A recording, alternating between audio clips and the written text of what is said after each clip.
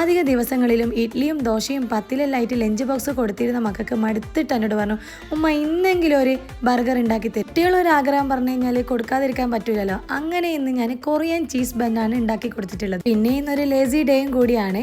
ഒരാൾക്ക് ആപ്പിൾ ഒഴിച്ചിട്ട് ബാക്കി രണ്ടാൾക്ക് കപ്പ് കേക്ക് കൊടുത്തിട്ടുണ്ട്. പക്ഷെങ്കിൽ നമ്മൾ സ്ട്രിക്റ്റ് ആണ്. രാവിലെ ബ്രേക്ക്ഫാസ്റ്റിന് ദോശയാണ് കഴിച്ചിട്ടുള്ളത്. ഹാപ്പി ആയിട്ടുള്ള അവരെ സന്തോഷത്തോടെ പറഞ്ഞയച്ചതിന് ശേഷം ഞാനും ഒരു കപ്പ് ചായ കുടിക്കാമെന്ന് വിചാരിച്ചു. നല്ല ചൂട് ചായയും അതിൻ്റെ ഒപ്പം നമ്മളെ കൊറിയൻ ചീസ് ബന്നും കൂടി ഞാൻ കഴിക്കാൻ പോവാണ്.